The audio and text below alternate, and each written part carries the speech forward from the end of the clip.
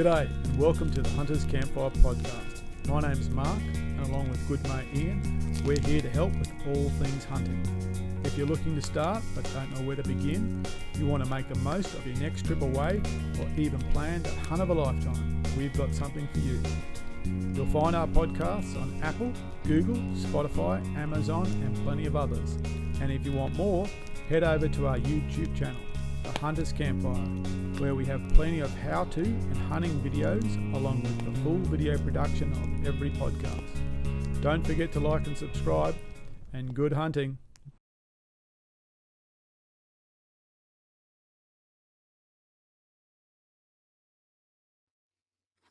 Good evening, sports fans, and hello, Jono. Good evening, Mark. How are you? Very well, thank you. And yourself, Ian? Oh, pretty well. Nice cold to warm night. We're back to these things again. I was listening to a podcast a year ago. All I could say was how bloody cold it was. It's still cold up here, mate. Thanks for asking. Not as cold as you're going to be at Nundle in a week. No, I'll be cold. It's 3 days. And a very special welcome back to the campfire to Craig Golding. How are you, Craig? How are you, gentlemen? Mark, Jono, Ian, nice to be back. It's nice to be back. And it's great to have you back. For those who don't know, Craig's just returned from Africa, and according to Craig's Facebook post, the best trip ever, the best hunting trip ever. Correct, sir? Yeah, it was out of this world. It was everything I could have hoped for, and then meeting the people we met over there just made it better. It was just good, and the hunting was insane. It was just insane. It was awesome. Can't wait before we jump into that, because that's what we want to talk about. Yeah. We'll do our usual around the traps. So over to you, Jono. Any news, updates, interesting stuff happening? Not really, Mark. Unfortunately, I'm still coming down from the awesome trip that we had down to New South Wales for the local slam. That's still fresh in my mind. The fact that Team Jono lost that one. Team Tard. Ian still gloating in the victory. But still fresh in the memory, still enjoying that one, still thinking how we could have won it. We had many opportunities. But no, that's still fresh in the mind, and now it's just back to the normal grind. Unfortunately, with the end of financial year, it's a bit of a tricky time of the year. So looking forward to the next trip. Hopefully try and get out once or twice before our next one down to New South Wales in August. But otherwise, not much hunting for me at the moment. Just too busy with work. Gets in the way, unfortunately. Over you, Ian? It's a sad story. It is it was a good trip. Sad story, isn't it? Shoot, mate. That's how you win. You shoot. That's how you win. Yeah, I'm reliving every day the trip from 2 weeks ago. It's up in the background. The editing board is up there. You can't see it because I'm in the way, but I'm splicing it all together, and it's good to be the winner because and the editor, because you can make the story what it needs to be. You can highlight. I'm sure it's going to be very one-sided. No, it won't be. It won't be. It'll be a fair representation of the weekend. It was a lot of fun, and being able to go and have a look at the shots. Man, going through that footage. There is I will say it again. There are so many pigs. It's like every second video is another 20 pigs squealing out from under the bushes. It was just so many pigs. But it was. You were having to plan stalks to get around pigs to get to other game. Yeah, that's how many pigs there were. It was crazy. Craig, you may not have followed it, but we had a slam weekend where Jono paired up with a newish hunter, and I paired up with a newish hunter. We went to a private block. And it was the first team to get a goat, a pig, and a deer over the weekend, which is no mean feat, to be fair. It's pretty rare you get to go to a property that's got all three of those in any sort of numbers. In this place, the deer were a challenge. The other two, we saw reasonable numbers of. But having to plan your weekend around what you've already shot, what you've still got to shoot, was just added a whole different layer, didn't it, to the weekend? So a lot of fun. Great to be back, and looking forward to the next one for sure. Like your own McNabb challenge. And Mike, you must be similar. Pretty much. Kind of. That's where the idea came from. Aussie version. Yeah. We didn't want to degrade what was already a name of something, so we called it the local slam. Yeah, and it worked out pretty well. Yeah. Yeah, it's good. You must be getting ready for Nundle, Mark. My lovely wife has returned from England, which means I am, Dad, I've got a break coming up, and we're heading to Nundle Thursday morning. And we'll be down there till Tuesday. It looks like it's going to be cold. Well, that's it snowed there last week. Yeah, 2 weeks ago they had some snow, about only a few mils, but they had snow at Hanging Rock.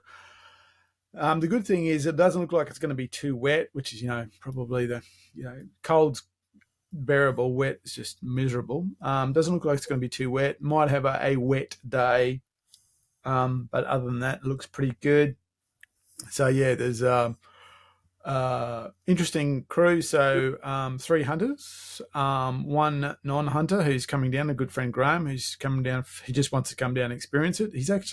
We actually took him on a hunt about 10 years ago in Severn, same thing.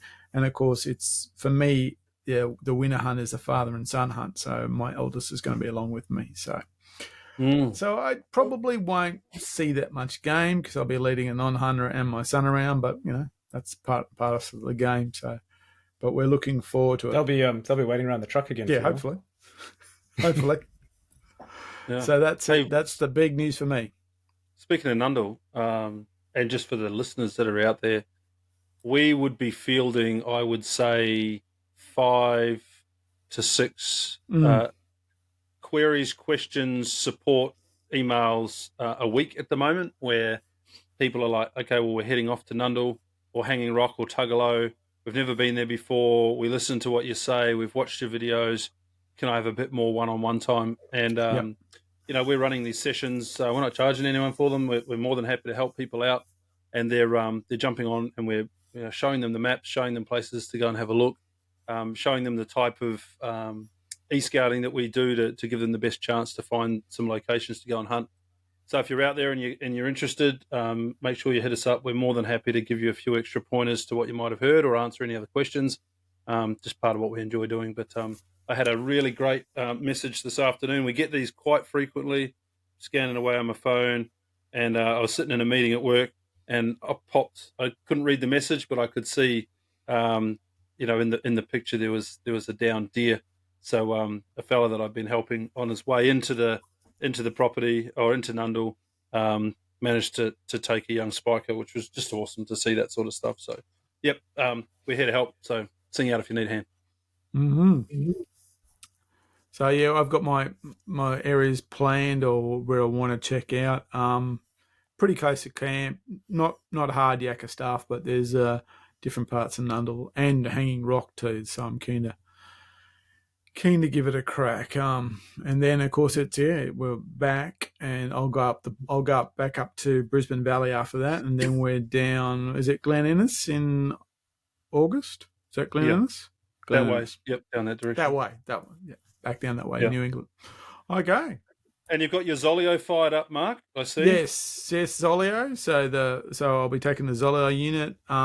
We've been talking to Zolio, which is really great, and that conversation continues. But we're all wired up now, so we can not only communicate with ourselves in the via texting, but we can also communicate back home no matter where we are. So that's going to see how we really can put that to good use over the next while.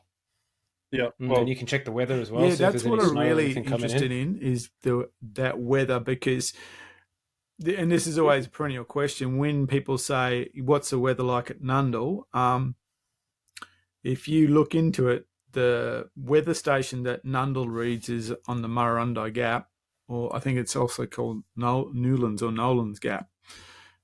Straight line from Ponderosa, that's about 100 k's. Yep. If you go to Walker, which straight line is actually coming from Armidale, Armidale Airport, is basically another 100 k's straight line to the north.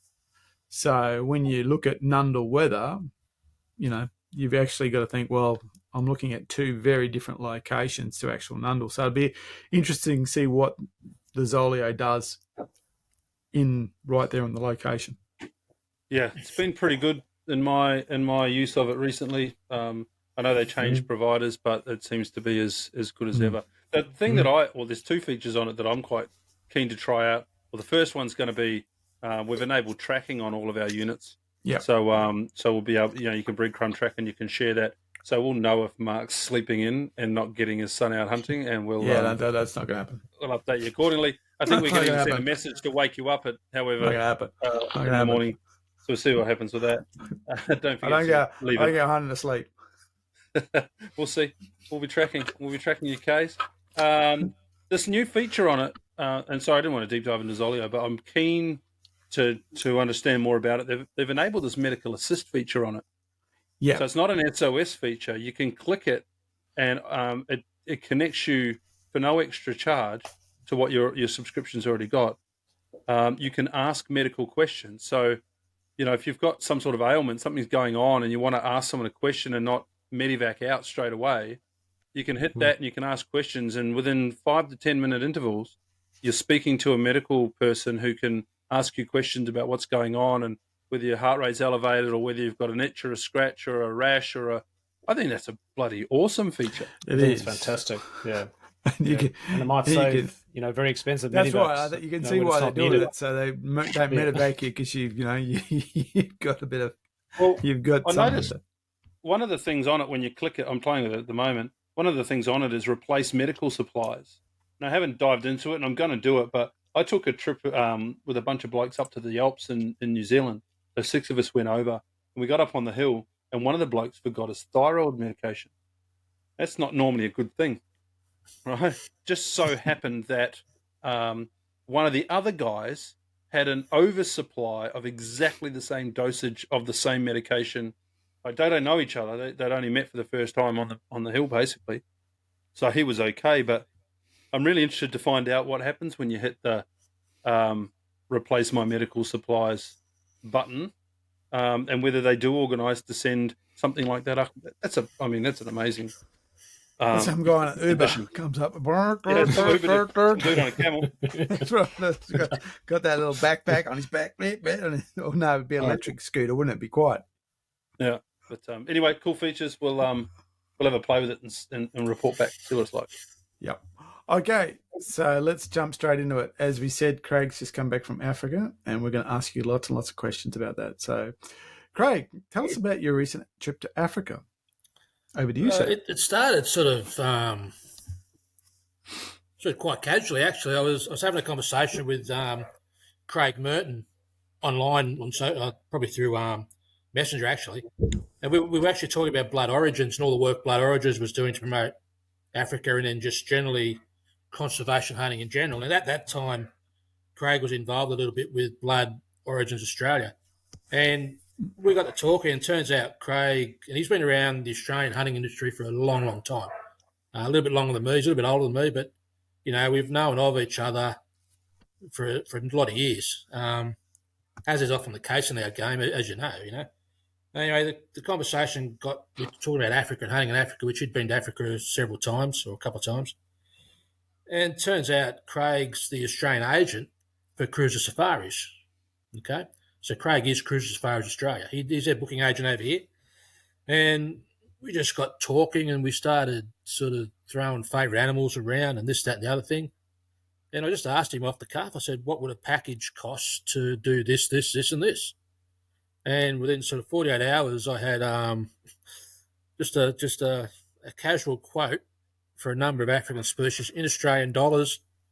And the next conversation was, hey, hun, do you want to go to Africa? I turned around and my wife said, we've got to do this, and that's how it all started. And from that point, we just started planning and, Africa was always on the agenda, but it was always going to be when we retire, we'll go to Africa because, you would have read accounts where people, say you can hunt Africa in a wheelchair. Well, you probably can. But then after I started talking to Craig, I thought to myself, well, why the hell would you wait? We're relatively young, we're healthy, let's go and do it now. So we booked we paid a deposit pretty much straight away, and then we had, I think about 10 months to wait. And in that time, as the day got closer, we had a death in the family. That was like 3 weeks before we were due to fly out. And then literally 4 days before we were due to fly out, my wife had emergency gallbladder surgery. Righto? So we had to put the trip back. I saw it got postponed, yeah. 6 weeks. And, God, that would have been...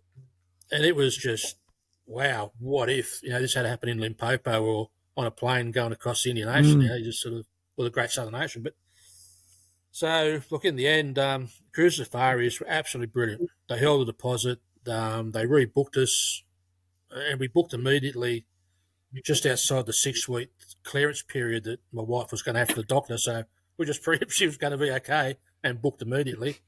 We did all our bookings through Flight Centre down here local. They were brilliant. They rescheduled all our external trips we had planned. We went and dived with the sharks for a little while in Cape Town. They rebooked all that for us. It was brilliant. So we flew out about the 29th of May. I think we actually headed off. And, it's been a long, long time since we did any international travel, especially those distances.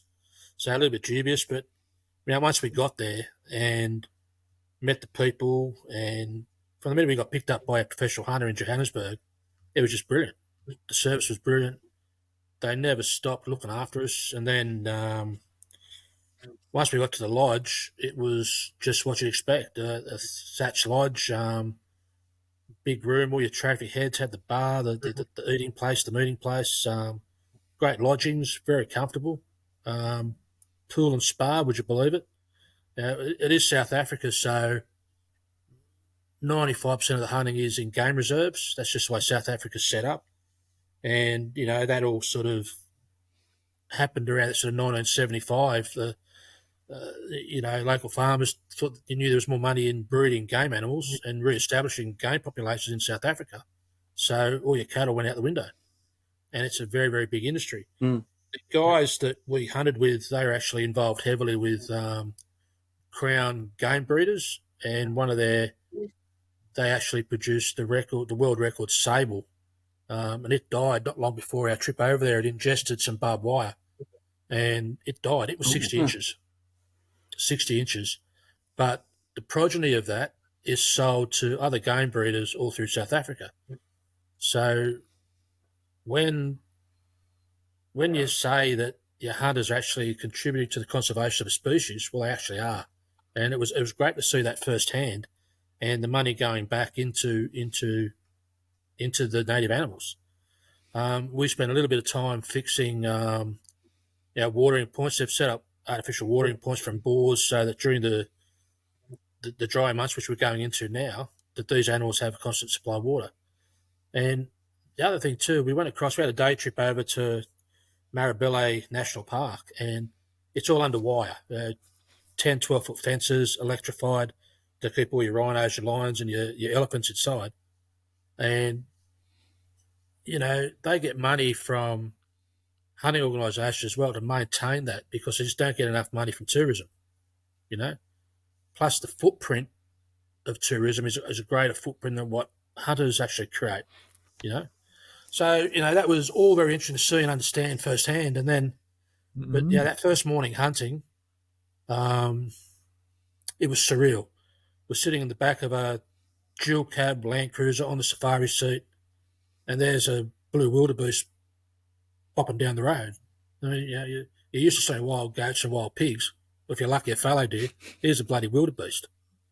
The impala were rutting at the time, so if you could think about the fallow deer rut on steroids, okay, impala, they were going off everywhere.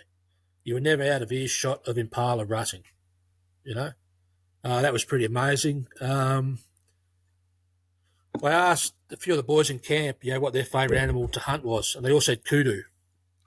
And it seemed to me that you're always hunting kudu over there, drive around looking for a wildebeest or a warthog. Oh, there's a kudu. And the time they take just look at the kudu, always cows you see first. Where's the bulls? Where are the bulls? And you always see the bull further back in the thorn bush. He's looking down his nose at you. He sits in the back. His horns are laid back, so he doesn't want you to see his horns. And it didn't matter that you weren't going to shoot a kudu. You were always hunting kudu. And it's only that when we started actually physically hunting them, getting out and late one afternoon, we'd been working a number of herds of kudu cows, and there wasn't a bull to be seen. It was probably 3 o'clock, 2:30, 3 o'clock in the afternoon, and there was no bulls around, but there's cows everywhere. So we just walk around, get in the wind, and work these cows looking for bulls. And it was just as the last afternoon shadows, the bulls just appeared. I guess a little bit like Samba. It's that last hour, that last half an hour of light, and the Samba become more active. Well, it was the same with these kudu bulls. And just like that, we've seen 4 bulls about 600 metres away walking across a clay pan. They were walking to the herd, the mob of cows that we just been looking after, So we did a big circuitous route back to try and get in front of those. And over the course of the rest of the afternoon, over 2 hours, I guess, we put in 3 failed stalks on kudu and just didn't even get close to getting a crack at the bull. And what we noticed was that, or what I noticed was that when they were walking away from you, they would never look at you directly, but their big satellite dished ears were always pointing at you. They were always in your direction. They'd walk away with that ear focused on you. They knew you were there, and they just kept going, And it wasn't until right on dark that we bumped a mob of cows, and they were a good distance, maybe 150, 160 metres, walking through the thorns, and there's a good bull following them. And my PH, I had an native African tracker in PH. He said, "Can you see the cow?" And you can see the cow. She's going to come through a clearing in the thorns. I mean, I couldn't see a bloody cow. I couldn't see a kudu. But sure, I had the rifle up on the sticks, and picked up the cow eventually. And he said, the bull's following her. And I thought, righto. So I got the cow in the scope. Yep, beautiful. I'm ready to go. And literally, the bull has come out of the thorns and crossed this clearing. He's filled the scope up, and I pulled the trigger, right? And I thought to myself, shit, I shouldn't have pulled the trigger, I didn't hear a thump. It was 160 metres. The tracker, he grabbed the sticks, he said, come on, and he's a little bit agitated. I don't know, agitated is probably a good word, not excited. I was sick in the guts because I thought, no, I shouldn't have done that. But he immediately found where the herd had crossed a sandy road, and we found that bull piled up inside 50 metres on the other side of this road. And it was probably, I'd already shot a zebra earlier in the day, but it was sitting there, sunset in Africa. They've gone off. It's getting dark. Like it's dark. I've got the headlamp on. The boys have gone off. They're looking for the truck, right? They're bush bashing back to me. And I'm sitting in the African beld with my hand on a freaking kudu. I'm thinking to myself, it's not real. It's not real. And African sun, like we get some great sunsets here, as you do in Queensland, Western Queensland. The African sunsets are just superb. There's no twilight. It's daylight sunset. And they are blood red. So here I am, I'm sitting there, I'm looking west, the sun's setting, this beautiful kudu, horns just glowing, and I'm sitting there for a bush and sunset. I just couldn't believe it. And that's when it sort of hit home, just how lucky we were, And that was probably, the highlight from the hunting perspective. Like, it was all great, but the highlight was the kudu. And I understand now why they're always hunting kudu. They are just an insane animal that just sneaks through the thorn bush almost undetected, Early that morning, we were hunting kudu, but we put in a couple of stalks on zebra, and we kept bumping these things in the thorn, and they snorted and they thundered off. I heard of ponies running through the bush. It was just full on. But we were coming back on this mob of cow kudu, and I was getting hung up on thorns. Everything there's got thorns, little thorns, big thorns. And at one stage, I was hung up in 3 places. The ear, the nose, the arm, the hat. And we finally got clear, a little bit of opening, and we picked up movement. And sure enough, it was a herd of zebra. They were crossing our path, And it was a young full-grown stallion bumped us first. He snorted and took off, but it wasn't enough to alert the whole herd. So they just kept coming, and the next to come through was a really big mare. And I was already up on the sticks, and I shot her, and again, the herd of zebra just thundered off. They just My wife was sitting in the safari seat in the car, probably 300 metres away. She heard the noise of the zebra stampeding. I'm writing an article at the moment, but I was only sitting there thinking today when I'm writing, I'm thinking, I'm lucky they ran away the other direction. You know what I mean? Like, it was just a full-on stampede of horses, you know? We found that. We found the zebra piled up, probably inside 50 or 60 metres, but that was the first African animal, and being a mare, she was unmarked, hadn't been fighting. It's just a beautiful, beautiful specimen of an animal, you know.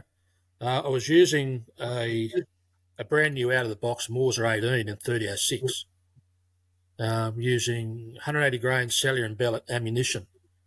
And over the course of that week, I had 8 one-shot kills with that rifle and that ammunition. It is absolutely insane. If you get a chance to shoot one of those rifles, they're very inexpensive in comparison to what else on the market, but they are superb. They are a really, really nice rifle to shoot and accurate too. So that was sort of day one, and it was just started with a bang and ended with a bang. It was superb. And over the course of the week, I shot Impala and Blesbok. I shot Warthog. I shot a couple of Warthog.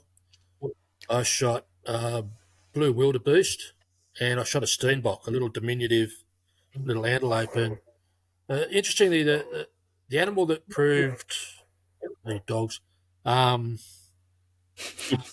most difficult to contain was the warthog, you know, and we just sat over water holes waiting for these things, and it took me a day and a half to get this warthog. And sure, there's warthog coming into the water holes every hour, but they were either too young or female or this. And one thing you notice with warthogs is every warthog's big when it comes into the water hole, because you see their tusks and then you think the tusks go on forever. But what they've got is they've got a row of silver hair along the side of their jaw. So the warthog, the tusks, then when you see the hair, you see a continuation of the tusk. So I would have pulled the trigger on 30 warthogs before a good one come through, you know. As it turned out, I missed a warthog at around 200 on the track. He was crossing the track, and it was a rush shot. But we actually got that warthog that very afternoon on a waterhole. And he'd come in, and again, it was interesting watching the dynamics of the animals, where 2 young warthog boars came in, and they were clearly nervous. They come in, they drank, it was about 30 metres, I guess. They wallowed, but they got up out of the wallow with a bit of a start, very nervous, jitty, jumping around, tail up, walk towards the bush, and then come back. And then, sure enough, a big warthog boar, the one I'd missed earlier according to the PH, came out and chased him off. And it was just watching Africa at play, you know. We hunted pretty hard for a good wildebeest, blue wildebeest. But again, lots of stalks. But, the BH, they're so skilled in what they do. They're able to pick up the shortcomings of a wildebeest at like 200 metres, and you're still trying to find the wildebeest in your binoculars. You know, broken horn, or a horn that hadn't dropped, or a horn that had a broken tip. You know, and all of these were at distance. And when we finally got our wildebeest, we'd finished lunch, and it was about 2 o'clock in the afternoon, and we were probably into our second full day of hunting wildebeest. And we just left the truck and decided to go for a walk down another track. It's just a desert-type track. And we bumped that wildebeest at 22 metres. So I paced it out after we dropped him, got up from under the bush running, and just like Samba, I held on his nose, and the bullet hit him in the centre of the neck, broke his neck. And I paced it out from where I shot. It was 22 metres. And he got up, and he just got up with a younger bull, and he got up and he was running. You know, they're just so... They don't going to stand around to see what disturbed them. They're just so geared. They just go. They're gone. That warthog, I don't know anything about the caliber of an animal. There's a photo that you put up on socials. That thing is an absolute stonker of an animal. And you say that the tusk follows that silver hairline. Well, the silver hairline, the photo that I'm looking at, those tusks are in the sky, man. There's no way they're following the hairline any further. That's massive. It's the mature. It's the immature warthog bores where you misinterpret the size of their tusks because they come out and they're closer to the jawline. So the silver hair along their face looks like a continuation of the tusks. And what the PH was looking for was exactly what you were saying, Ian. He was looking for a set of tusks that come out and up, so clearing the face of the warthog. Interestingly, talking warthogs, the warts on their face are actually very good to eat. Okay, wow. So same with the pigeons. Yeah, it's just what else? And right throughout this. All right, look, I'm gonna pull you up there. So there's about a million questions. Yeah, we've got a few. So let's go right back to the beginning. So for those who don't know you're talking about, you're hunting in South Africa specifically, okay? Northwestern South Africa. That's right. So you were hunting, and so what do you mean by a game reserve? So what's a game reserve? So 95% of South Africa is made up of game reserves. So they're fenced reserves, and they range from several thousand acres to hundreds of thousands of acres. Okay. So it's basically it's a private block of varying size, and they're fenced. So how big was the one you were hunting on? In total, about 36,000 acres. Okay. If I could draw a comparison to, it was similar to hunting pigs and goats in Western New South Wales, where you drive the farm tracks during the day, spot and stalk. But it was Africa, but it's on steroids. Okay. Now, people get the impression that the animals can't come and go. I don't know the fences are probably 7 feet, I guess. They're multi-strand, single-strand, multi-strand. The warthogs, Steinbach, Diker, and some Impala, they're coming and going at will because just like our Western fences, the warthogs, at the first sign of moisture on a fence, they dig holes. Okay. The other interesting fact was the property was full of leopards and cheetahs. Okay. Because they're just coming in and out of the fence at will. Yeah. So on the second morning, we found a leopard kill, an Impala, and they don't like the leopards there, obviously, because it kills a lot of animals. But they accept it. And on the next morning, we went back and checked. It had been back that night. And in the course of the next couple of days, we were jumping water holes for wildebeest, and there was leopard and cheetah prints around most of the water holes. So there was cheetah there actively hunting. So that sort of was quite surreal when you think that, well, hang on, you could bump something in a thorn bush or something that could actually eat you. You weren't expecting that. That's right. The other thing too that you might think that giraffes are contained by these fences. Well, they're not. The problem with the giraffes, for instance, is they'll go running down a track straight through them, and they lose balance, and wherever the head goes, the body goes. And we found they'll just topple over a fence. Okay, and we found numerous examples of a fence where it had been sort of buckled at the top, where a bloody giraffe had gone over. And the fence itself is just Rio poles, right, stuck at intervals, and then the white strands. So, in that regard, it's not. Yeah, it's true hunting in that sense. You know what I mean? So basically, it's like hunting a private block. It's like hunting a private block out Western Queensland, or type of animals around that block. Yeah, that's right. Okay. Well, we were only. How long was the flight? 14 hours over, 11 and a half hours back. That's nothing, mate. Downhill. Prevailing winds, apparently. Complaining about that. What are you complaining about that? I haven't flown to England for a long time, mate, and the last international flight I had that was China. Yeah. So you went through a agency here in Australia. Yep. It was Cruiser Safaris. Cruiser Safaris why did you go through Flight Centre? That was an interesting one. Was that just convenience for you? We had a couple of days in Johannesburg beforehand, so we did a few trips and tours around there, and we had 7 days in Cape Town afterwards. So we went through Flight Centre, booking just flights and all that sort of stuff, and it paid well for us because we had issues with health. we were able to get everything sorted out. We lost no money at all, which was great. Okay. The only hiccup we had was coming back, and we had our return Qantas flight was cancelled, and we had to rebook for 24 hours. So we had overnight in Johannesburg, and that sort of slowed things down a bit. But it was good. Sure. One of the real interesting animals we've seen over there, I seen it right through the safari, was a little diminutive steenbok, and they got horns about little pencil-shaped horns about this long, 5, 6 inches long, and I ended up taking one of those. They are just a beautiful little animal, about the size of a Jack Russell, I guess. Oh, wow. Yeah, beautiful little animal. Yeah, they're very small. Part of the tiny 10. Yeah, very, very tiny thing, and seen them everywhere. So when you land, you're met there by whoever? Yep.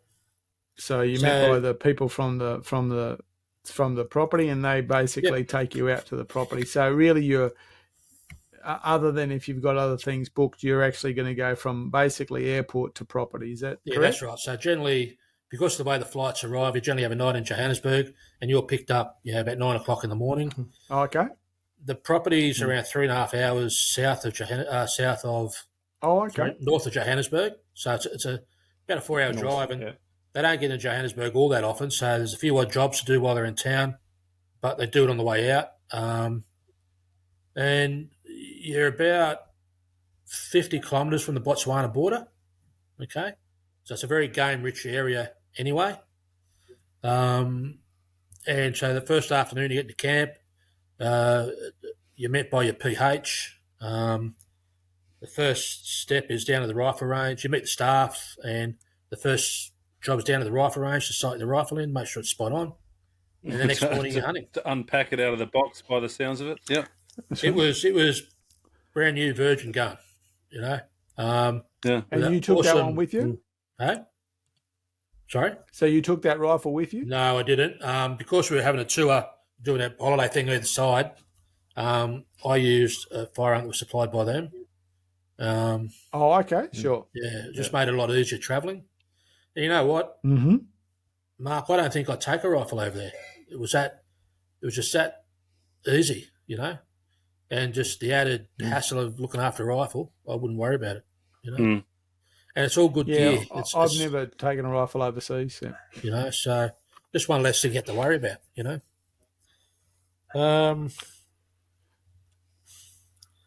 Should have taken a fly rod. There's a couple of pools in the river that were full of catfish, 10-kilo catfish. So I'll be packing a fly rod next time. Some of the other animals, golden wildebeest, red hartebeest, and yala, just beautiful, beautiful animals. So, it's something you can't do in one trip. You've got to go back. But so when you say plains games, what's the plains animals? What does that? What's that generally incorporates? I guess what you call your general species antelope. Non-dangerous game would be the best description of it. So we hunted kudu, wildebeest, impala, blesbok, warthog, and steenbok. Don't think I missed anything there. But also available there. We hunted one particular block where several hundred Cape buffalo live, and we never seen the Cape buffalo. We see where they've been, never seen them. And I was looking for Cape buffalo. I just want to see Cape buffalo in the wild. Yeah. So I guess from our perspective, the species you were hunting are called plains games. Doesn't mean they live on a plains, just to reiterate that. Most of those species are more bushveld species, but in Africa they term them plains game as opposed to dangerous game. That's what they differentiate. Yeah, they differentiate. The plains game, they could be, they go from your steenbok up until your giant eland. That's the diversity of the size of the plains game. And then it's to differentiate them from the dangerous game. Yeah, different from the dangerous game. But then, the other thing too, that and I was really conscious of this, that so the truck's coasting down a sandy desert-type road. Every animal we seen from the truck was moving. It was going. It didn't want anything to do with the truck. They were wild in the true sense of the word, And the larger species like eland, for instance, common eland, you'd see them at a distance and they were running. just clouds of dust. Just they heard a cart, they were going. Gemsbok were the same. Blesbok never seemed to stop running. You know, you're out of the car and you're just heading in the last direction. You've seen them. But then, in complete contrast, the sable just weren't fussed by vehicles. You'd find them laying down a sandy patch on the road, and basically have to kick them up to move them. You know, they just weren't fussed by a vehicle.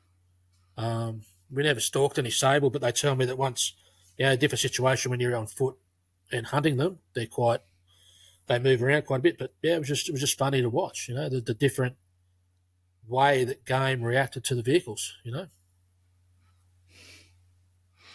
So I'm going to get back to some of the nitty gritty. So you're staying at the lodge. I'm assuming that then that is part of the cost. Everything's catered for. Yeah, so breakfast, lunch, dinner, and all that kind of stuff. What about and I saw from one of you went down to one of the meat processing areas. So is that cost built in as well for your animals to get processed? Yeah, every cost once you've paid your deposit, everything is so all your hunting, food, accommodation, alcoholic beverages, skinning, traffic preparation, transport to and from your motel or your hotel is all included. Okay. We had a couple of days where we didn't hunt. We went and had a look at one of the larger national parks, and that was all included in our cost. And then the only thing that you can't determine is that you book a particular package. In my case, I think I booked for 4 animals. I ended up shooting 8. So at the end, the night before I know. I've got for the next 12 months paying for it. But the night before you're due to leave, you just settle up, you know. They call that on-selling. On-selling. Oh, mate, yeah. You can imagine it, eh? Is it on-selling? Is that what that term is? You shoot. Oh, it's not on my package. They don't have to on-sell with me. It's the second time that's happened to me, you know. So, but you know, you prepare for it. The only thing that you need to consider hunting Africa. So we're getting all taxidermy done over there. My theory is Africans working on African game. So we're getting high-value taxidermy in Johannesburg to do our stuff. It works out the best. Yeah, slightly cheaper. In Australian dollars, it works out slightly cheaper than Australian taxidermy. And you'll be paying a bit more to get it shipped back here. Now, keep in mind, you're going to be paying some sort of freight component anyway. I don't know what the freight component is just yet, but, you know, but you just got to be prepared for it, you know, and allow for it. You can get some ideas about it, but, yeah. But everything else was just, and, you know, cruises as far as Australia, they made sure everything was sorted out. They were just very, very good. Nothing was too much trouble for them. So was that where you were? Could you hunt dangerous game there as well, or would you go to somewhere else to do that? Cruises Safaris also has a number of other what they call concessions. So he's got concessions down in the Orange Free State, and you can go down there and you can hunt black wildebeest and all the springbok species, you know, white, common, black springbok, copper springbok. And that's proper plains game. Cruiser has, they do run Cape buffalo there, and some quite good Cape buffalo too. But as I said, you know, we look for them, I couldn't find them, you know, could see where they were. And they have access to other guides where they can do dangerous game or can arrange dangerous game. All right. Okay. So, but you would. So what you're saying is you kind of say, okay, before you go, this is the kind of game I want, and they go, all right, we'll steer you in this direction. You can go over there with it. Look, some of the Americans go over there and they do an open safari. They'll be driving around, I like that. Let's go hunt that, or let's go hunt this. I had a fair idea what I wanted, but then again, once you're there, window shopping. You know, if I had a chance I could have bought home red heart boost as well. I just love the look of those things. But we'll leave that till next time, you know. Then golden wildebeest, they're on next year's list, you know. It's that sort of place. You've got to be. Yeah, and a lot of the species can be opportunistic as well. So if you're driving along and you see a massive kudu and the kudu's not on your list, you're going to go for it. Same with the Nyala. You know what? You've got to be prepared for those opportunistic The thing species. too is, Aussies like shooting. They like shooting pigs. And if you've gone over there and you've shot your target species, your antelope, your kudu, your gemsbok, your Nyala, and you think, you know what, I'd really like to go and just shoot some warthog or shoot some impala, you can because these animals still need to be controlled, Excess of impala, you can shoot impala for skin if you want, You just work out, I want to shoot 4 impala. I want to shoot 4 warthog. Just work it out while you're over there. They're not expensive animals to hunt and add onto your shoot, And cull hunts. They're talking about doing cull hunts at the moment on Cape Buffalo cows because they're just breeding, and because the Americans haven't come over for the last few years because of COVID, there's an excess of animals.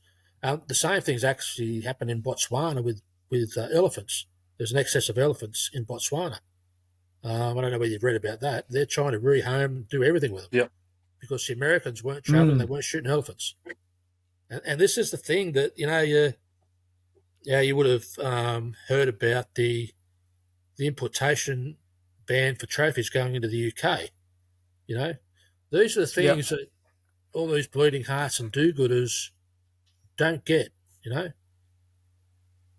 The expansion of man has stopped, in the case of elephants, has stopped the elephant's normal migration route, okay? So when they're now conflicted with man more and more, okay? Man has created this problem. Man has got to fix this problem. They've got to manage this problem. And, elephants now in Botswana, Mozambique and Zimbabwe are in very, very healthy populations, but they've got to be controlled. And it's hunters that are doing that control, It's hunters that are giving value to these animals that allows them to survive, I was just reading an article yesterday. Magazines like The Times and The Economist, every now and then will do a feel-good article on the African elephant, okay, and how in some countries their population is improving, it's this, that, and the other thing. They never, ever say it's because of hunter dollars, because these animals their population improving. And then you look at the likes of Kenya, where sport hunting has been banned for, I think, 2 decades, or a quarter of a century. Their populations of animals are decimated, So it's very interesting. It was very interesting just seeing it firsthand at play, I think, it's been said before, but, we consider a pig dangerous to crops. I'm sure if you got crops and a couple of elephants come wandering in, that's it. They're gone in one night, those things, And if you're going to, they say deer nibble, pines. I reckon an elephant do more than nibble a pine. It's perspective, isn't it? It's a herd of elephants, and elephants can kill you. That's right, And that's the problem. It's perspective. For those subsistence farmers, there's nothing left. That's exactly right. There was a meat eater episode not long ago. Can't remember how many weeks back it was. I don't keep up with them all, but it was probably the first one of these episodes that I'd listened to that they were talking to a couple of guides out of Africa somewhere. I think they were talking about it because one of them got his ass handed to him by a buffalo when he was guiding a young girl. That's right. But they go on to talk about the way the hunters' money helps the environment, and not just helps those animals, but they talked about how for whatever reason, some of these concessions got handed back because they were fringe concessions or something like that. And because there was no hunting there, and because there was no money coming into that, they were handed back. And you think, oh, yeah, cool. So no one's going there now to rejuvenate its own way. But that's not what happens. Then local communities walk in there and they chop all the trees down, and they take a lot of the animals off the land for meat. They're opportunistic.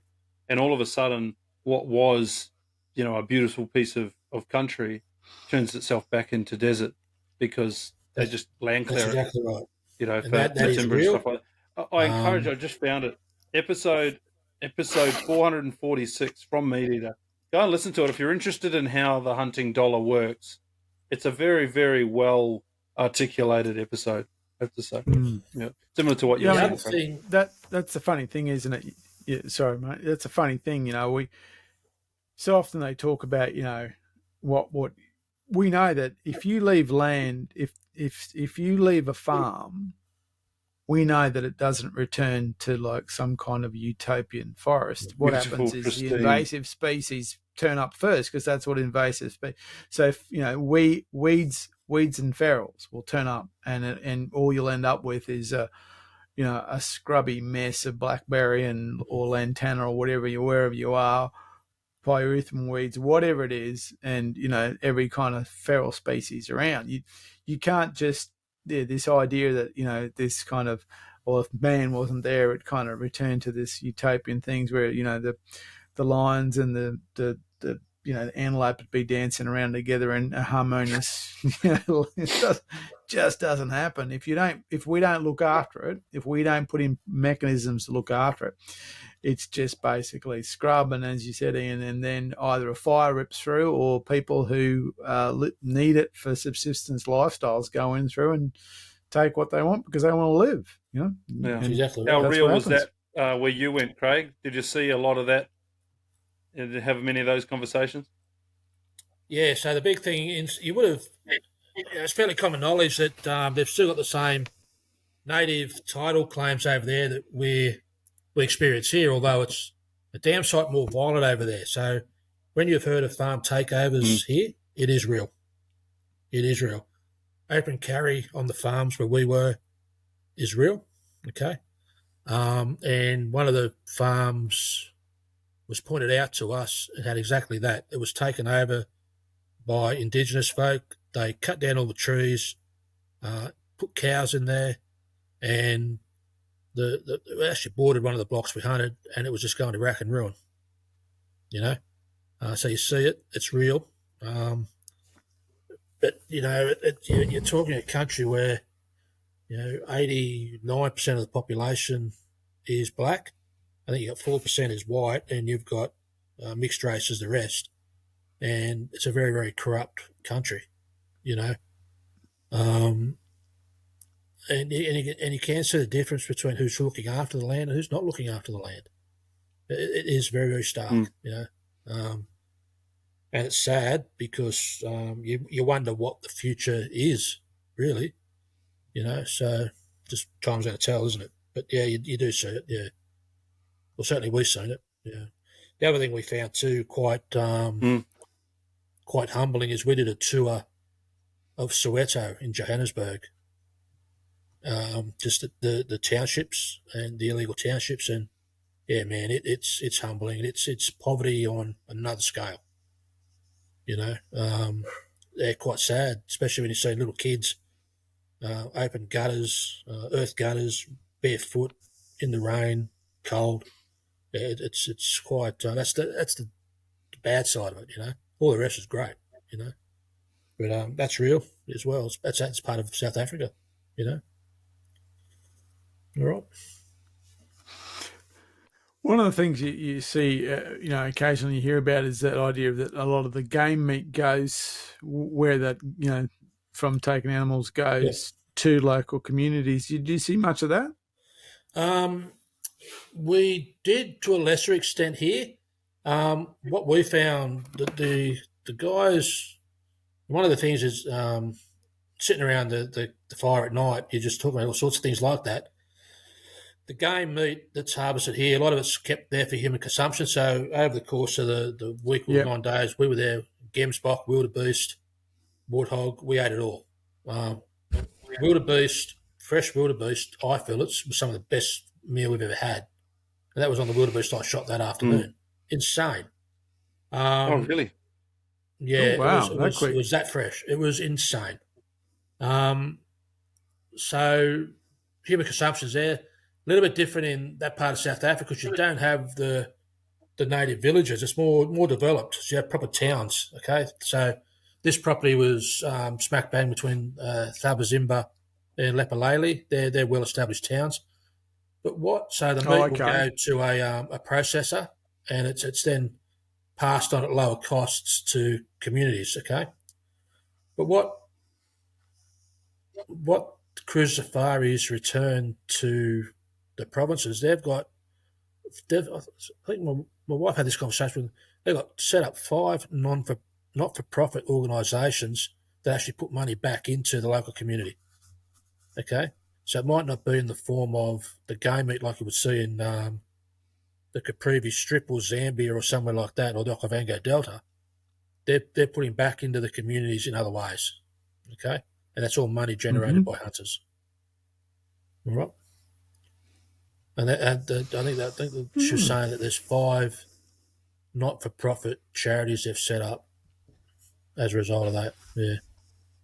So in one way, yes, the meat's going back. It's getting utilised. Work in the lodges and but they put back in other ways as well. Yep. Yeah. Yeah, I was going to say the same, Jono. There's a lot of mouths to feed that are in camp that are helping out. How many guys do you have with you? And their families as well. Trackers and yeah. Oh wow. 10 or 12 plus the family. Quite amazing, isn't it? To think it's a that big you show up on a plane and there's a whole community of people around you, the customer, to make sure you have the best experience. It sounds. I think when we were there, and it was just us. There was 3 skinners working in the skinning shed, preparing everything. We had 2 chefs. We had ground staff. It would have been 10 or 12, I reckon. Yeah, that's what I was going to ask you. Was there other hunters there when you were there, or was it? Do you kind of book it out, or is it? No, is there other groups? There was a young couple. There was a young couple from the US they were just finishing up, and then as we were leaving, there was another group, a group of 6 getting there for an open safari. But often they run. Oh, okay. They can run up to about 6 hunters through at any one time. They've got about 4 hunting vehicles. So they can be going at any one time, yeah. So there could be quite a lively evening around the bar type thing. I think the table we ate at sits about 10 or 12. Yeah, so it's a good setup, yeah. Very, very good setup. I notice a lot of the photos that you put up, especially with the skinners, the animals are whole still. Yep. So you're obviously out there hunting. That you're not gutting them out there. They're all coming back. That's a fair carry for a wildebeest or something like that. What's the process? All those skinning shed photos were taken by my wife, and that's one of the beauty of my wife did hunt years ago, but when we had kids, she sort of stopped hunting and became a mum. But one of the things about having Fran along, she loves taking camera photography. And she was taking photos of things that I would never have thought of. I walk past tracks in the sand. Fran's taking photos of them. I look at the eyeballs of an animal. She's taking photos of them. The sunlight coming through the mane on a zebra. She's taking photos of it. Skinning shed. I'm happy to sit in the skinning shed and talk to the boys. She's taking photos of the process. So I think the furthest we were away from the lodge, Ian, was about 45 minutes across the river and northeast towards Zimbabwe. It's still fairly hot during the day. Like when we're sitting in the blinds, the heat was pretty stifling. So they winch the animals onto the back of the cruiser and they run straight back to the skinning shed and they process it. It all goes in the salt immediately. And it's just looking after your trophies.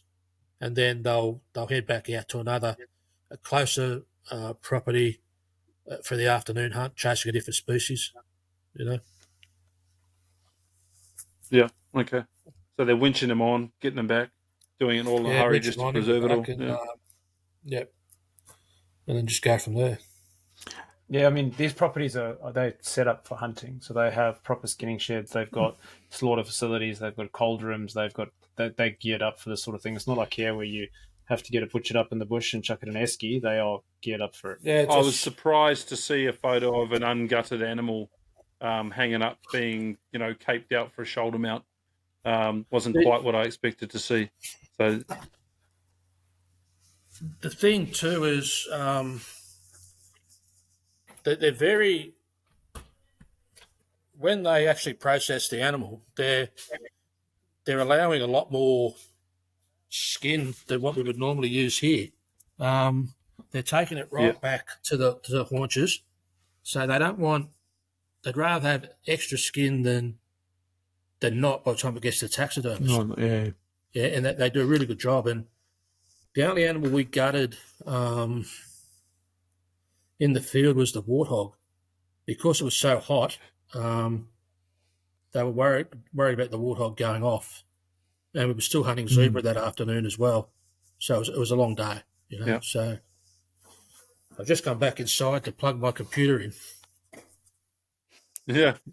No, it's working fine, I mate. hate to run out of battery. You're taking us to the trophy room. That's right. So you said next time you'd take a fly rod. What else would you? What else? What did you take that what did you take that you probably shouldn't have took, and what did you not take that you should probably take? I overpacked like. The recommendation is to have 3 changes of clothes, right? Well, that's the other thing, Ian, Mark and Johnny, they actually do your washing. So every evening they'll do the day's washing and it's back on your bed the next day. So when they say you only need 3 sets of clothes, you only need 3 sets of clothes. You don't take 6 or 7 sets like I did. I would definitely take a fly rod. I didn't expect there to be a fishing opportunity. And when we went past this water hole, the catfish were 10 kilos. And I just, I love my fly fishing, and I'm just thinking throwing a 3/8 deceiver into that would have been just awesome. It would have been real up close and personal, white knuckle stuff, you know what I mean? So the 9 weight will go next time. What else? Yeah, I mean, the stuff you think you have to have here, you don't worry. They just look after you. They've got everything covered. So apart from your personal stuff, maybe a favourite skinning knife just to have it with you. You can really cut it right back. I took my Leatherman tool, which I take everywhere. It's worth its weight in gold. But yeah, my advice would be just to follow the recommendations by the outfitter, and just because they do it all the time and they've got it down to a pat, Hunting conditions, you said that it was pretty stifling in the blinds. What temperatures were you hunting in? And what other uncomfortable things were happening over there? Were you smashed by mosquitoes or flies, or what was the general day-to-day? No, I think there was only... So our bedroom setup had the full mosquito netting around the bed. There's no malaria in Limpopo, so despite what your doctor's going to tell you about taking malaria pills and rabies, don't worry about it. Didn't need to worry about it. You do need to be careful of ticks. There's various species of ticks, and you can get what they call tick fever. So if you're bitten by a tick, you'll get the temperatures, like a severe flu virus type symptoms. That tends to pass in about a week. Okay.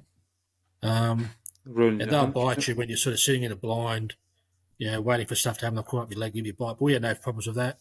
We had no problems with mosquitoes.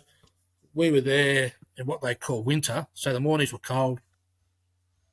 I think the days got to sort of, in one of the couple of days there, got to the mid-30s, I guess, low 30s. But it was a dry heat, and I felt it.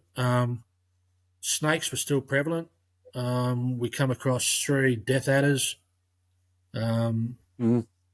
Just after I missed my warthog, my wife's sitting in the back of the truck, and I've just come around the back of the truck to get into the truck. And she said, "Oh, look, a snake." And it's just here, 3 foot away from me, getting under the car. And it was only about 12 inches long, but it turns out it's one of the adder species, and it's quite deadly. The snakes up there, spitting cobra, puff adders, and black mamba. The cobra and the mamba are most active during the height of summer, from about September onwards. So, yeah. So you just got to be vigilant. when obviously, you know, it's better to hunt in, obviously, well, from comfort point of view, hunting in winter is more comfortable. What about the and you spoke about one of the animals was in rut. So I mean, you know, obviously we like to hunt at opportune times of the year based on the animal behaviour. So is that factored into it, or is there a better time to go, or is it better just to play it, you know, that the fact that the animals are going to be there, so it's more about you picking your better time of year to go rather than trying to cycle in with animal behaviour? Typically the hunting season starts around end of April and goes through the winter months, which is your dry season. Early in that season, though, you got maximum vegetation. Okay, so it can be hard to see the animals. Towards the end of the season, the vegetation's dropped off the trees a little bit because there's lack of moisture, and then it all starts again. But the waterbuck, I've seen a lot of waterbuck too. They're an impressive animal. They were rutting. The impala were rutting.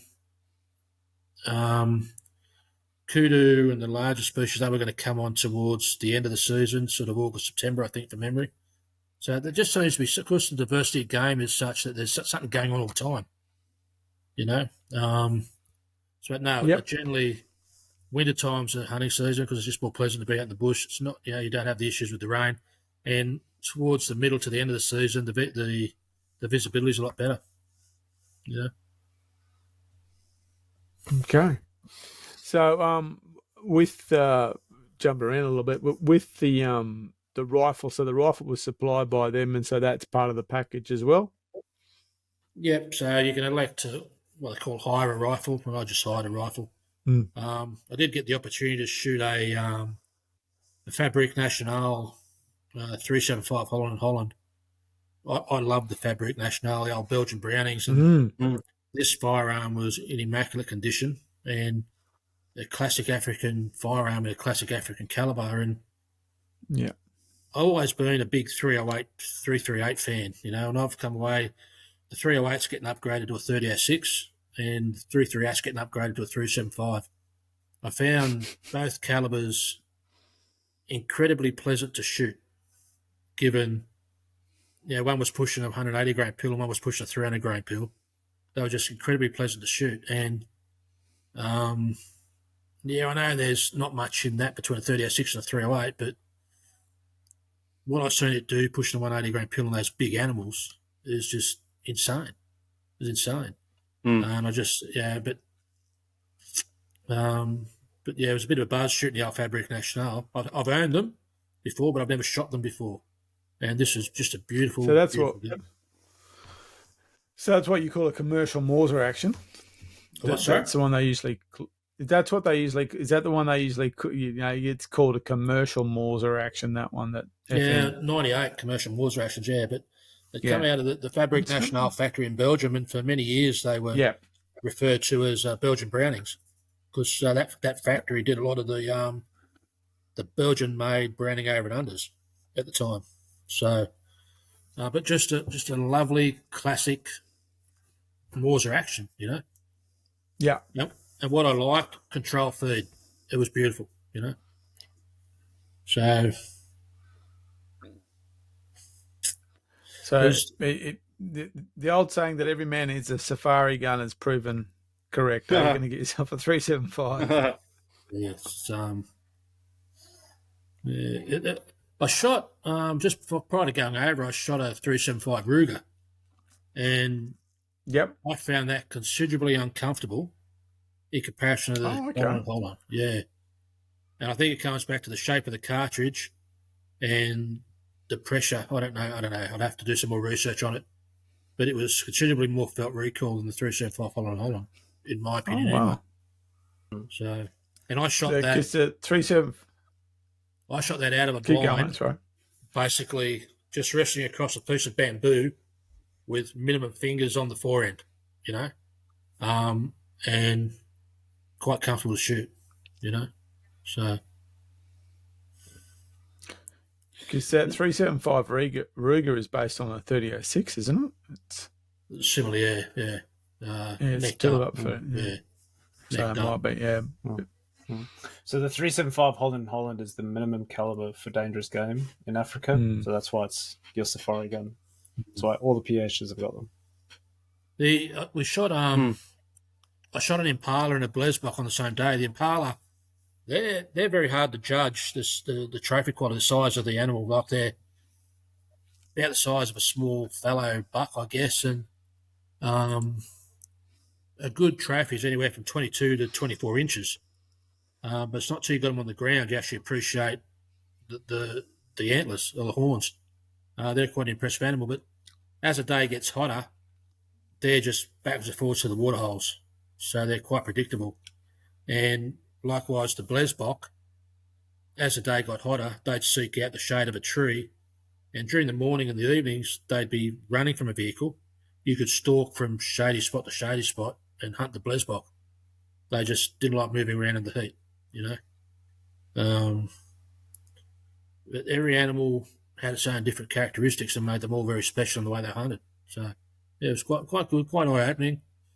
Parts of it were humbling, but all in all, it was just an awesome adventure, Sounds incredible.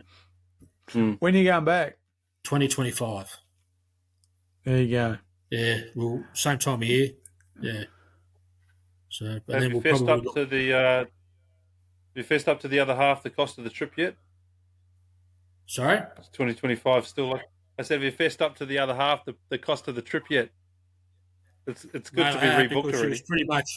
She was pretty much right beside me through the whole planning thing, and when she asked me about how much a taxidermy cost, it turns out it's about 8,900 Australian to do the taxidermy, which if you just work it out on the animal, it's $1,200 an animal. Yeah, I was going to say it's $1,000 to $1,500 an animal or something like that. Yeah, and that's.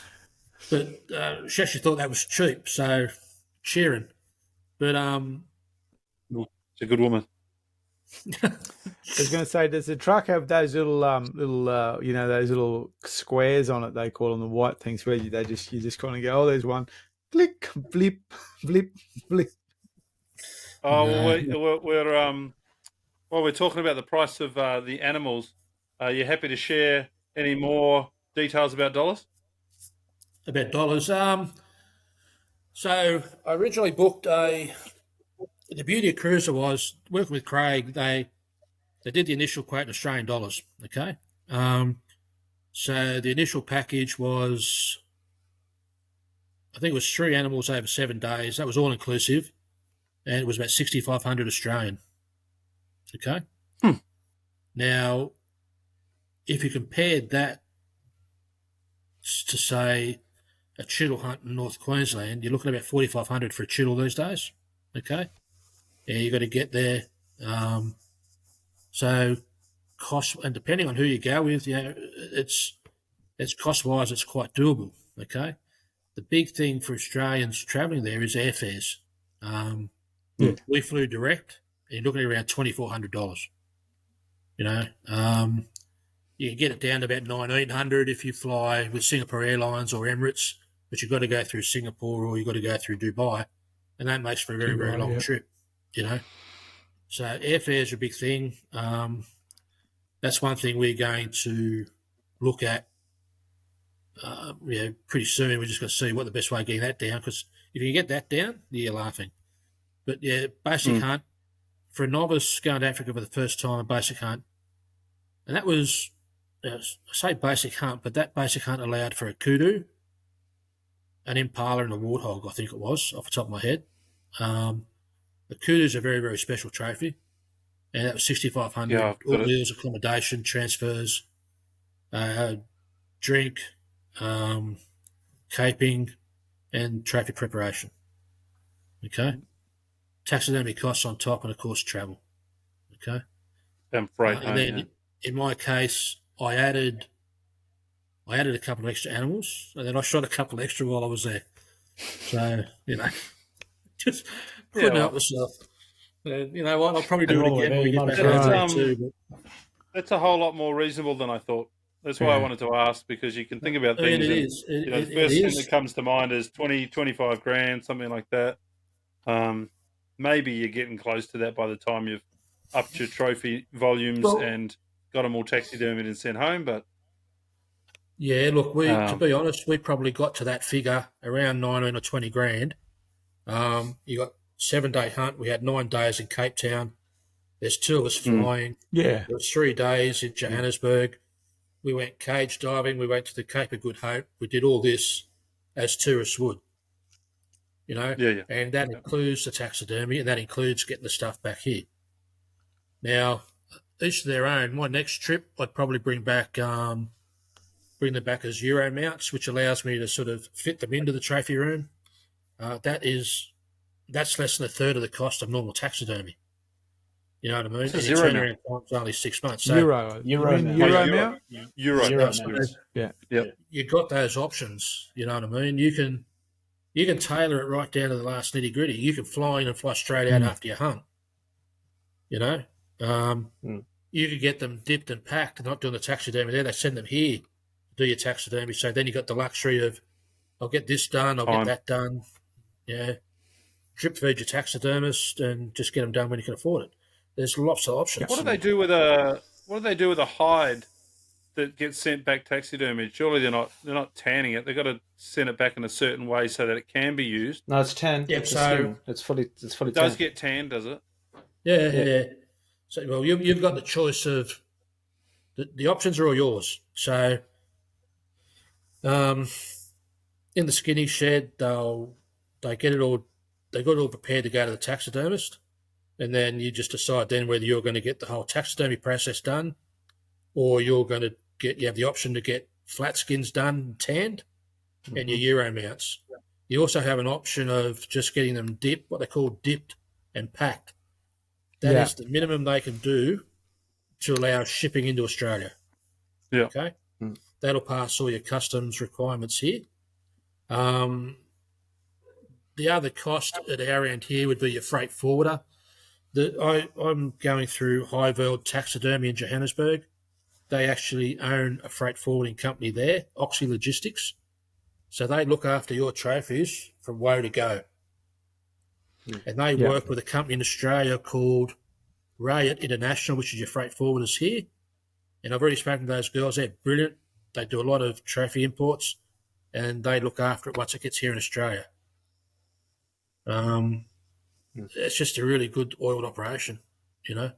Yeah. And I was able to do a tour of High World Taxidermy with there, and man, it is just something else. There's one room, right? Full mounts of elephants and full of Cape buffalo, all in various stages of drying. I mean, these things have got horn bosses on them the size of your head, you know, and these things are immense animals. And within High World Taxidermy, they've got the carpentry and joinery section where they're making your Zulu shields and your Zulu spears, because a lot of people opt for a stand when they put 3 or 4 animals on a Zulu shield. They do a 3-dimensional mount of a zebra, which is the head tucked in, so it's got a side profile back onto the skin, which is in the shape of the African continent. Wow. I've seen that, yeah. Seen those. And someone was telling me that High World Taxidermy are amongst the top 5 taxidermists in the world now. And I think it comes back to their innovation. Some of the stuff was good. A lady by the name of Lisa took me through the factory. She had a list of the animals we'd taken, and that list was prepared by Cruiser Safaris, because you had to get all your export permits and that sorted. So Lisa's got this list, and she's walking, okay, let's go look at the wildebeest room. Okay, Mr. Golding, the popular mount for a wildebeest is this, and this. I recommend you do this. Oh, yeah, that sounds good, Lisa.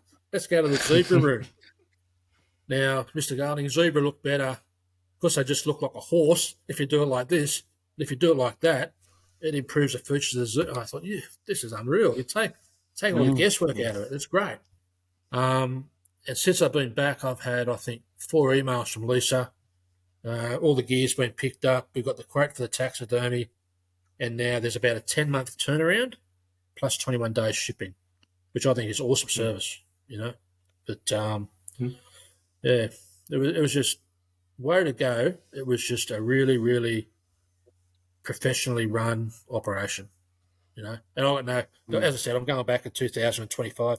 I see no reason to go anywhere else. The list of game animals they got is quite extensive. They have access to a concession where I can hunt bush pigs with dogs, so that could be on the cards. What else? Yeah, golden wildebeest, red hartebeest, gemsbok, eland. They'll all be on the list next time. It's just great, you know. Fantastic. And then the third trip's going to be after Cape Buffalo, so I've got to work up. Work your way up to it, you reckon? Yeah, got to work up to it. Yeah. Fantastic. I'm about out of questions. I mean, I think, is there anything you want to wrap up, Craig? I mean, or Jono, Ian, is there anything you want to? No, I think from my perspective, that's been a really good tale of how to do it for the first time, and the people you used and the experience you had and the cost. Thank you for sharing the cost. A lot of people wouldn't do that, you know. But it gives people a real sense for what's possible. You know, it's the Look, I mean, I guess average Joe Safari, Mark, but it's it's not far off. Yeah, it's good. You know, like my wife, I always knew Africa was going to be there somewhere. We would go to Africa at some point, you know. It come earlier than what we expected. I'm glad it did, because now I've got, I don't know how many years ahead of me where I'm going to be able to go again. And I've got a really good mate who's about our age, probably a bit older than you, Jono, but, you know, his philosophy in life is you don't know what's around the corner, so just go and do it. Now, for sure. You could think of that as you don't know what's around the corner with your health. We don't know what's around the corner with our gun laws and what we can or can't bring back into the country. Look at the UK. You know, I just think do it. But my wife made an interesting point, and she was right. She's always bloody right. She said to me, "You've been preparing for this trip for a long, long time." And I said, "What do you mean?" She says, "Well, ever since I've known you, you've read books on Africa. You know, I've got volumes on Africa. You know, books that are worth hundreds and hundreds of dollars. You know, Jacques Vetier, Hunting in Asia, Africa and Elsewhere, James Mellon's African Hunter, Boddington, Ruach, all that." And she was right. I've read so much about that. And this is where I think for me, and I said sitting in the bush at sunset in Africa with that kudu, it's everything you dreamed about. It's everything you read about. And it really was. Craig, well, I do have one question. What surprised you? What? I don't want to say what didn't live up to expectations. I don't want to leave it on a negative, but like you've clearly said it was an amazing trip and you're going back and you wouldn't do it differently. But what wasn't what you thought? Not negative, but just was there anything that you thought, oh, didn't expect that, or? Not in a detrimental way. Okay, yeah, that's what I was hoping. Not in a detrimental way. What struck me was the similarities of just hunting in general and hunting in Australia. I mentioned it was like, you know, in some aspects of it, you're driving down a dirt road on your favourite property in Nundle, you spot a mob of goats and the stalk's on. You know, it was the same, except it was kudu. Everything is similar, but not. But then it's the same, but on steroids, if you know what I mean. Yeah. And then there were some aspects of it that were just Africa. You know, it was a 160-metre shot on a kudu that I thought, or two shots I took. One was a zebra, and it was only close. But I thought, shit, I rushed that. Or shit, I shouldn't have taken the shot at the kudu. That's pressure you put on yourself. You go a long way, you spend a lot of money. You're hunting with professionals. You know,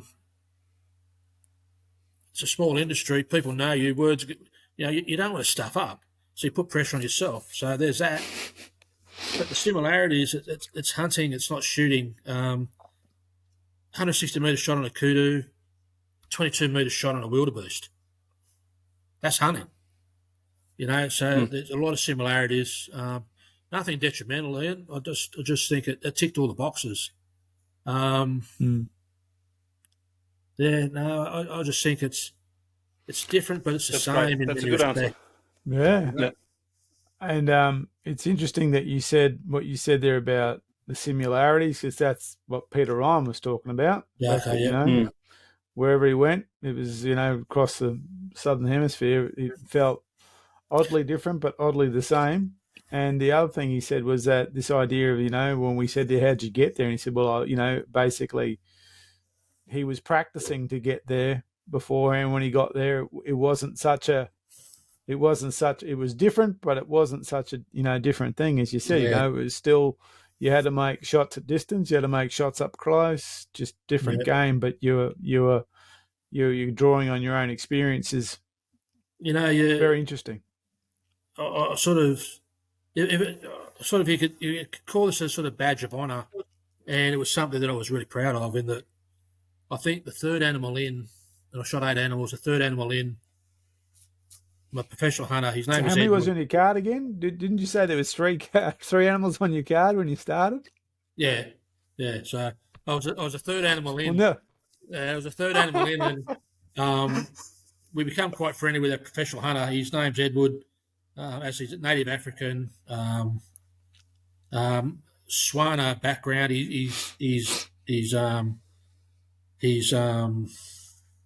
His ancestors come across from Botswana, and there's a lot of history there. So, but he turned to me after I shot, might have been the Bleesbok or the Impala. I don't know. It was the third animal anyway, maybe the Impala. And he just looked at me and says, "You make my job easy." And what he was saying, and I took that as honestly, might sound corny, Jono, you know, but this is a professional hunter. And he said to me afterwards, he said, "Craig," he says, "most people don't want to get off the back of the truck." I said, "What?" I said, you just, you know, because you're dealing with Yanks and majority Yanks. And I said, "Really? No, I can't fathom that. You know, that's not hunting to me." He turned to me and said, in his African tongue, "You make my job easy." I went and told my wife that, you know. It's just badge on. It's a professional hunter telling me I've made this job friggin' easy. And I stopped worrying. I stopped worrying after that, you know. And then the last hunt, well, it wasn't the last hunt. I hadn't finished hunting, and it was then Peter Lamprecht, the owner of the group, the owner of the business. He said, we were up there fixing up the account one night. He says, "I want to have a look at my guns." And he pulled out all his blazers, and he pulled out this Fabric National. I said, "Mate, I absolutely love these firearms." "Oh, you want to use it? We need to cull some warthogs. Going to go shoot me a couple." "Oh, yeah, right, Oak." So they left me up in the bush in a blind by myself, a handful of 375 cartridges, this Fabric National, sitting on an esky full of drink, and I'm just, oh, yeah. Did you have to sneak out the back? Is your wife chasing you down the track because you've already shot 8? Like, I can imagine what she was thinking. Oh, fuck, here we go again. And she said, that night, she says, "No." And then Peter's egging her on. Peter said, No, it's all right, friend. We've got payment plans. So I'm sitting in this bow hunter's blind. I'm looking at one side of the blind with my iPhone. I'm taking a video of an Impala at 8 feet. 2 Impala ewes drinking 8 feet away. And I've seen the photo. Yeah. And there's an Impala ram bigger than what I shot, and I'm thinking, far out, should I, shouldn't I? And he's drinking 15 feet away, right?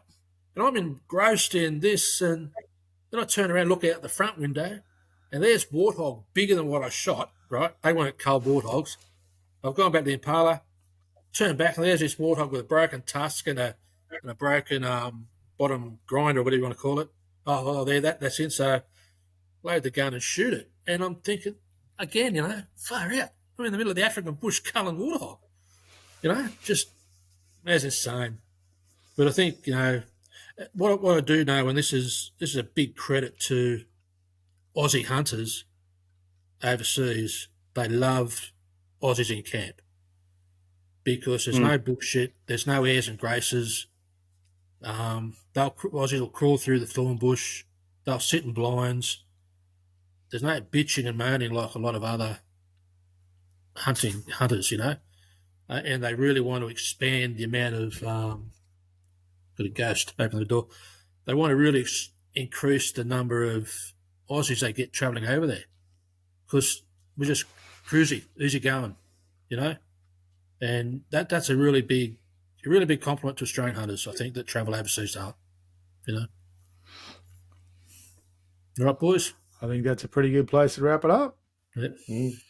Well, from my side, Craig, as a South African, I'm glad you had an awesome trip. I'm glad you got to experience what I grew up hunting. Probably I slightly didn't different know experience that, to mine, John. but I'm glad you enjoyed it. Oh, shit up. I'm glad. Well, you know what we're talking about, mate. That's fantastic, yeah. Oh, I know. That's why I have no questions, because I've experienced it. I haven't shot a steenbuck, but I've shot kudu, eland, impala, blessbuck, springbuck, wildebeest, zebra. You name it, I've shot it. Well, it's funny. The steenbuck was the last-minute add-on, and they're not expensive to shoot. They are everywhere.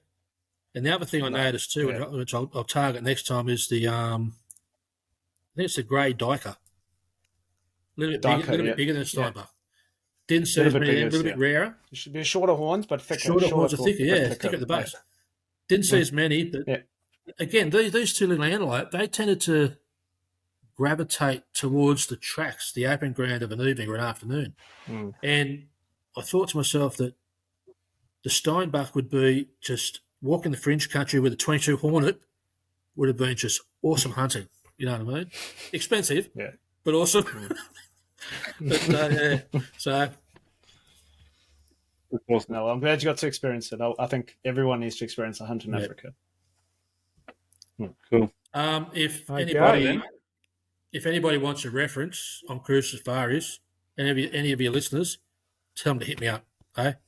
I'm more than happy to put them in touch with Craig and the guys at Cruiser. I'm more than happy to help. All right? Cool. Amazing. Awesome. Cool. Well, thanks, Craig. We really appreciate that. No worries at all. Thanks, buddy. And sounds like you had a life-changing experience. You're going back twice. That's probably like that twice. Yeah. I like they're not going back. I'm going back twice. I really like that. And got your list 3 times maybe. It's a big country. Well, maybe after that, yeah. Yeah, well, guess who's not retiring anytime soon? You're spot on. Yeah, you're spot on. Back to real work. That's it. Back to real work. All right. Boys, it's been lovely. Thank you again for joining us for a second time. It's been awesome. Cool. Thanks, mate. Yeah, take care. Okay, buddy. Mate.